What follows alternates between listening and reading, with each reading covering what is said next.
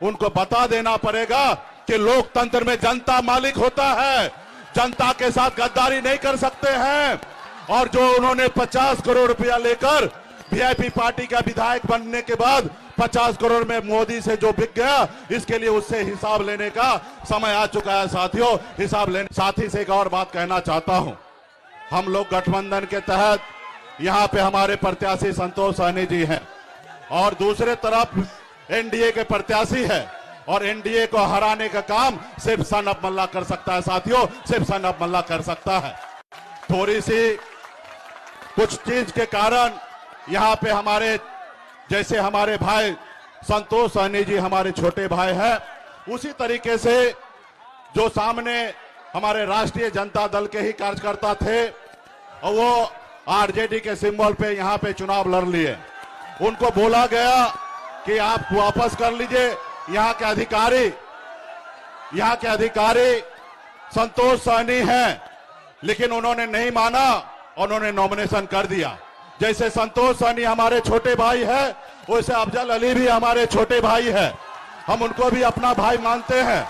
और मैं अफजल अली को इस मंच से और हमारे नेता तेजस्वी जी के सामने में मैं कहना चाहता हूं कि आप मजबूती से वीआईपी पार्टी के प्रत्याशी को यहां पे चुनाव जिताइए और ये सीट को कब्जा कीजिए। और रहा आपको विधायक और पावर देने का, तो आप मुकेश सहनी और तेजस्वी प्रसाद यादव जी पे भरोसा कीजिए और आपका हमारा सरकार बनते ही हम आपको एमएलसी बना देंगे, हम आपको एमएलसी बना देंगे।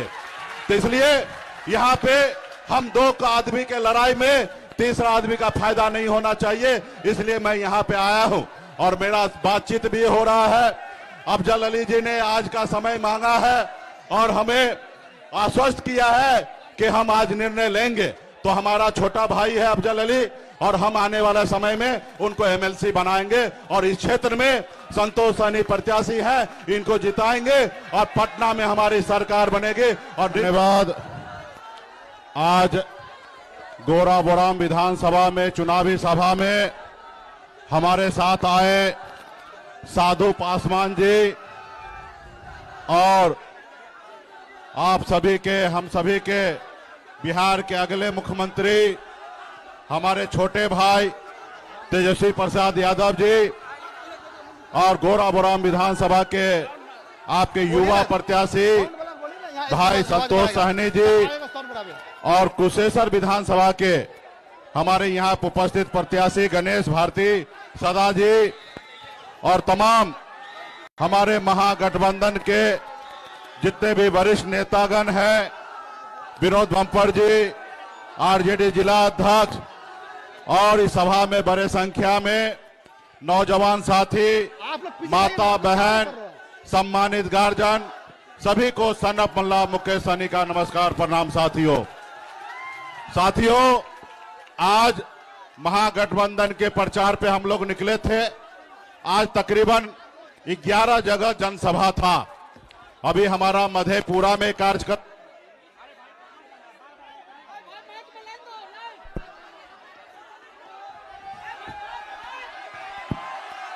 हेलो, मधेपुरा में कार्यक्रम था, आलमनगर में कार्यक्रम था, लेकिन मौसम खराब होने के कारण हम लोग वहां तक नहीं पहुंच पाए और यहां पे इमरजेंसी लैंडिंग हमने किया है समय से पहले।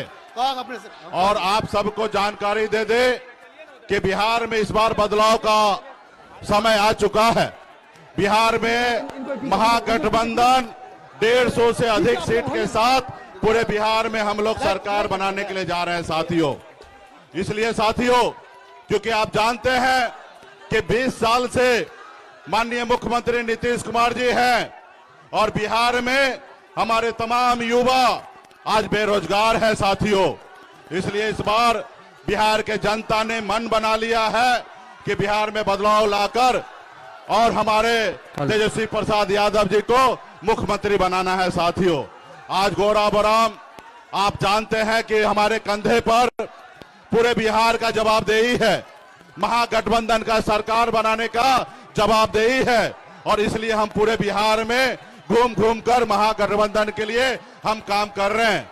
यहाँ पे आप सब जानते हैं ये मेरा अपना गृह जिला है और हम इस विधानसभा के हम यहाँ के निवासी हैं और इसलिए हम लोगों ने निर्णय लिया कि यहाँ पे हमारे छोटे भाई संतोष सहनी जी चुनाव लड़ेंगे, क्योंकि आप सब जानते हैं कि यहाँ के जो दूसरे तरफ से जो एनडीए के प्रत्याशी हैं उन्होंने हमारे साथ गद्दारी किए, हमारे पार्टी के साथ गद्दारी किए और सिर्फ हमारे साथ नहीं, इस गोराबुराम विधानसभा के तमाम जनता के साथ उन्होंने गद्दारी किया। साथियों, आप सब जानते हैं कि हमारे प्रत्याशी वीआईपी पार्टी से बने और हमारे सहयोग से बिहार में सरकार बना था। उस समय में सरकार का चाबी हमारे हाथों में था। हम सीएम को कहते कि आप उठिए तो सीएम साहब उठते और हम कहते कि बैठिए तो सीएम साहब बैठते। ये ताकत ने, ये गोराबुराम के जनता ने हमें दिया और इस जनता ने ताकत दिया और इस ताकत के दम पर हम इस गोराबुराम में बहुत कुछ विकास का काम कर सकते थे। यहाँ पे मेडिकल कॉलेज बन सकता था, यहाँ पे रोड, सड़क, बिजली, पुल बन सकता था, लेकिन यहाँ के जो सोना सिंह प्रत्याशी थी उन्होंने कहीं ना कहीं गोराबुराम के जनता के साथ नाइंसाफी की है। साथियों, तो इसलिए हमारी जवाबदेही है और इस गोराबुराम के जितने भी जनता है उनका भी जवाबदेही है कि ऐसे लोगों को वापसी करके उनको बता देना पड़ेगा कि लोकतंत्र में जनता मालिक होता है, जनता के साथ गद्दारी नहीं कर सकते हैं। और जो उन्होंने 50 करोड़ रुपया लेकर वीआईपी पार्टी का विधायक बनने के बाद 50 करोड़ में मोदी से जो बिक गया, इसके लिए उससे हिसाब लेने का समय आ चुका है। साथियों, हिसाब लेने का समय आ चुका है। तो इसलिए साथियों, आप सब देख रहे हैं कि किस तरीके से महंगाई है, किस तरीके से लाचारी है। तो इसके लिए तमाम यहाँ पे हमारे लोगों से मैं आग्रह करूंगा कि हम लोग बिहार के राजनीति करते हैं, आप लोग हमको शक्ति दीजिएगा तो निश्चित तौर पे गोराबुराम में विकास का गंगा बहेगा। साथियों, विकास का गंगा बहेगा। सिर्फ जरूरी है एक बार आपको भरोसा जताने का। और मैं तमाम यहाँ पे साथी से एक और बात कहना चाहता हूँ। हम लोग गठबंधन के तहत यहाँ पे हमारे प्रत्याशी संतोष सहनी जी हैं और दूसरे तरफ एनडीए के प्रत्याशी है और एनडीए को हराने का काम सिर्फ सनत मल्ला कर सकता है। साथियों, सिर्फ सनत मल्ला कर सकता है। थोड़ी सी कुछ चीज के कारण यहाँ पे हमारे जैसे हमारे भाई संतोष सहनी जी हमारे छोटे भाई हैं, उसी तरीके से जो सामने हमारे राष्ट्रीय जनता दल के ही कार्यकर्ता थे और वो आरजेडी के सिंबल पे यहाँ पे चुनाव लड़ लिए। उनको बोला गया कि आप वापस कर लीजिए। यहाँ के अधिकारी संतोष सहनी हैं, लेकिन उन्होंने नहीं माना और उन्होंने नॉमिनेशन कर दिया। जैसे संतोष सहनी हमारे छोटे भाई है, वैसे अफजल अली भी हमारे छोटे भाई है।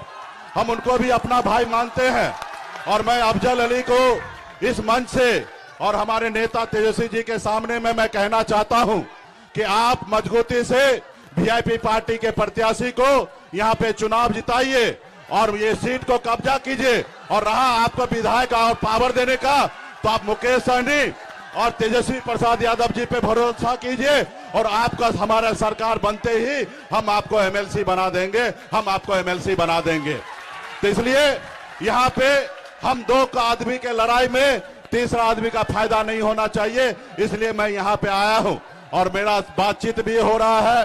अफजल अली जी ने आज का समय मांगा है और हमें आश्वस्त किया है कि हम आज निर्णय लेंगे।